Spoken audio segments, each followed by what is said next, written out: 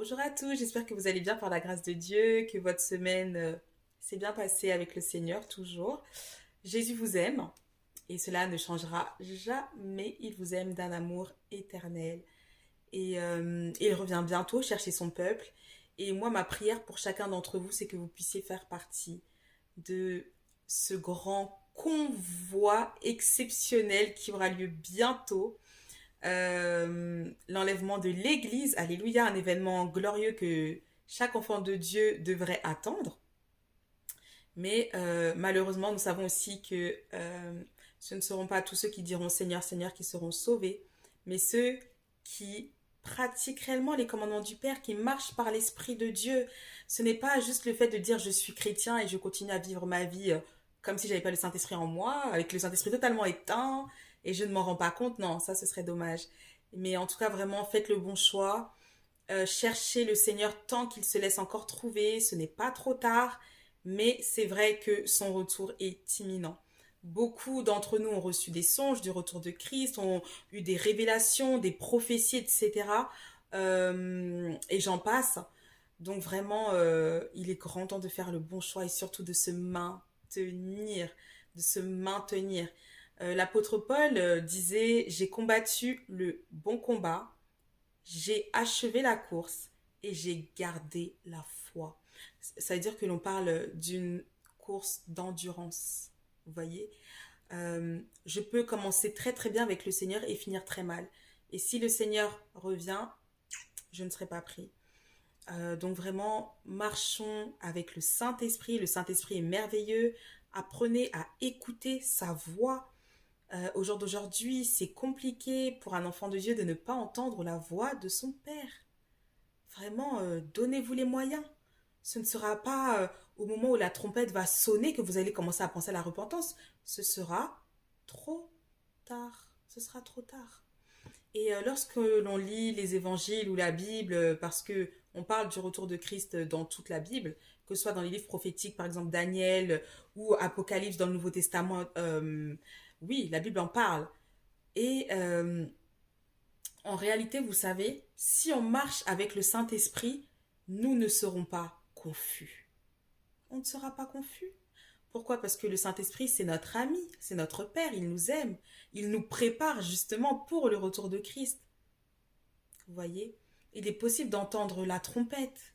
Il est possible d'avoir des visions ouvertes, d'aller dans les cieux. Oui, c'est possible parce que c'est chez nous. On a la vie éternelle en Jésus-Christ. À partir du moment où nous avons accepté le Seigneur Jésus-Christ comme notre Seigneur et notre Sauveur personnel, le Saint-Esprit vient habiter en nous et c'est lui qui fait éclore les dons, les talents qu'il a déposés en nous, qui nous fait marcher dans notre appel, enfin voilà, qui suscite des rencontres incroyables, des ministères extraordinaires, voilà.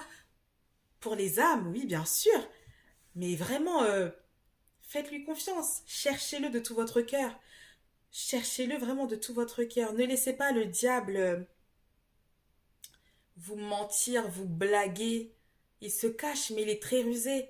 On a vu ce qu'il a fait dans le jardin d'Éden quand il est parti séduire Ève pour la pousser à manger le fruit de l'arbre de la connaissance du bien et du mal. Le diable, lorsqu'il a utilisé le serpent, euh, n'est pas venu en tant que dragon pour faire peur à Ève, non. Il est arrivé de manière très insidieuse, très insidieuse. Il est arrivé, on le dit, la Bible dit que le serpent était un animal très rusé. Sa stratégie n'a pas changé. Il imite la voix du Saint-Esprit. Il utilise ses fils et ses filles pour nous faire tomber, pour nous faire déchoir de la grâce. Il faut vraiment être attentif à la parole de Dieu, attentif à ce que Dieu nous dit. Et surtout, comme le dit la Bible, si tu crois être debout, prends garde à ne pas tomber. Vous voyez, on doit vraiment être humble, très humble, de laisser le Seigneur continuer à nous instruire, à nous conduire, à nous guider, à nous aimer. Euh, ce n'est pas, ce n'est pas honteux de pleurer devant le Seigneur. Non, au contraire, parce que les larmes sont aussi un langage, ce sont aussi des prières. Et la Bible dit que celui qui sème le verbe semer, avec larmes, moissonnera, récoltera avec des chants d'allégresse. Laissez le Seigneur vous façonner, vous conduire pour être la personne qu'il vous appelle à être. Vraiment, n'oubliez pas votre identité d'enfant de Dieu. Vous savez, parfois, on peut commencer, comment dire, à utiliser les dons que Dieu nous a donnés. Mais à cause de la foule, on commence à changer. Vous voyez? Et c'est dommage. Ce n'est pas tout ce que le monde appelle succès qui est véritablement un succès aux yeux de Dieu. Ce n'est pas parce que la foule vous acclame que vous êtes acclamé par le ciel. Mieux vaut que le ciel vous acclame et que la foule vous rejette plutôt que ce soit le contraire. Que dit Dieu de toi? Est-ce que Dieu te connaît? Est-ce que Dieu agit en toi? Est-ce que le Saint-Esprit te parle? Est-ce que tu l'écoutes? Est-ce qu'il est éteint? La Bible nous parle du cas des vierges sages et des vierges folles. Elles étaient vierges. Mais il y avait aussi des folles. Peut-être qu'aux yeux du monde, elles semblaient sages. Mais au retour de Christ, là, on a vu vraiment leur folie se manifester. Leur lampe avait peu d'huile. Elles ne s'en rendaient pas compte. Mais lorsque la trompette commençait à sonner, à résonner, elles se sont rendues compte que, oh là là, on n'a pas assez d'huile dans nos lampes. Et c'est là qu'elles ont commencé, puisque la folie, là, vraiment, la folie, c'est la folie. Donc elles ont demandé aux vierges sages de leur donner un peu de leur huile. Elles ont dit non. Elles ont dit, allez dans les marchés, allez en chercher. Vous voyez, un peu ça, c'est la sagesse pour dire à un moment donné, oh, quand même, quand même. C'est quoi l'huile? Les épreuves. L'obéissance, la marche avec le Saint-Esprit. Ça ne se prête pas. Ça ne se prête pas. Ce sont les tentations renversées, les victoires remportées avec le Saint-Esprit. Mais chez les vierges folles, qu'est-ce qui s'est passé? L'onction diminuait au point que elles ont raté le retour de Christ, le retour du roi des rois. Il faut commencer à réfléchir. Suis-je une vierge folle ou une vierge sage? Que dit Dieu de moi? Il est temps. Il y a encore un peu de temps pour demander au Seigneur, si tu venais à venir nous chercher pour les noces de l'agneau, pour nous emmener au ciel avec toi, est-ce que je serais pris ou pas?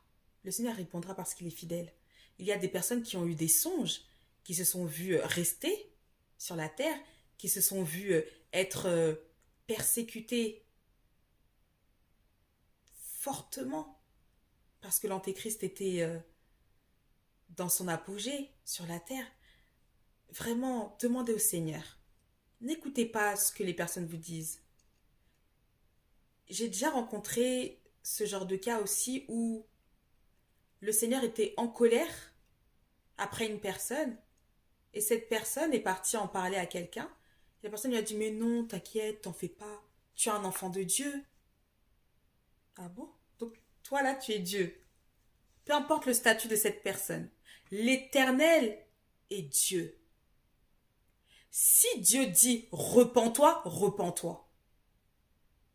C'est pas Dieu me dit repens-toi et puis peut-être mon pasteur m'a pas m'a dit non non t'inquiète et tout, mais ce n'est pas non non. Ou ce n'est pas parce que Dieu te demande de fermer une porte et que les personnes te disent mais je comprends pas, c'est bizarre, pourquoi Dieu te demanderait ça? Puisque tout le monde est Dieu quand ils veulent. Non non, quand Dieu me demande de faire quelque chose, j'obéis. Pourquoi? La Bible dit mieux vaut plaire à Dieu plutôt qu'aux hommes. Ou nous verrons bien s'il convient de plaire aux hommes plutôt qu'à Dieu. Le plus important, c'est ce que Dieu dit de nous. Vous voyez un peu?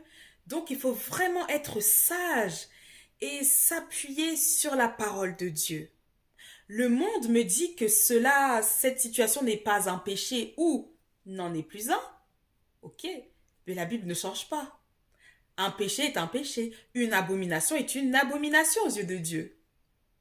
Et si on commence à laisser le monde prendre la place du Seigneur dans nos cœurs, ben, qu'est-ce qui se passera au retour de Christ? Ben, il vous dira, ben, restez là où vous êtes, là où vous vous sentez bien. Restez-y.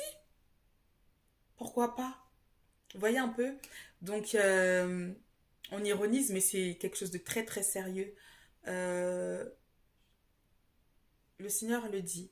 Ce ne seront pas toutes les personnes qui diront Seigneur, Seigneur qui seront sauvées. Et les personnes diront mais on ne comprend pas. N'avons-nous pas chassé les démons en ton nom? N'avons-nous pas prophétisé en ton nom? N'avons-nous pas guéri les malades en ton nom? Et le Seigneur va leur dire quoi? Arrière de moi, vous tous qui commettez l'iniquité. C'est grave. Ou dans d'autres versions, vous qui avez l'iniquité en vous.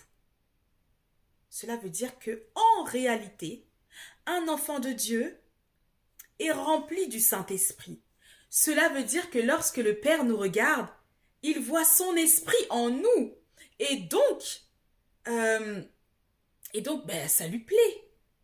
Mais une personne qui marche par le monde, il voit qui? Ben, il voit le diable en fait. Donc ça ne pourra pas lui plaire. Vous voyez? Donc vraiment, soyez vigilants, soyez attentifs. Euh, on aime beaucoup christianiser les choses, hein. Même l'abomination, on arrive à la christianiser. Non. Une abomination est une abomination. Un péché est un péché. Que dit la Bible? C'est le plus important. Donc faites le bon choix. Lorsque la trompette sonnera dans les cieux, il sera trop tard pour la repentance. Jésus revient bientôt. Repentez-vous, car le royaume des cieux est proche. Que Dieu vous bénisse et je vous dis à très bientôt sous le regard du Seigneur.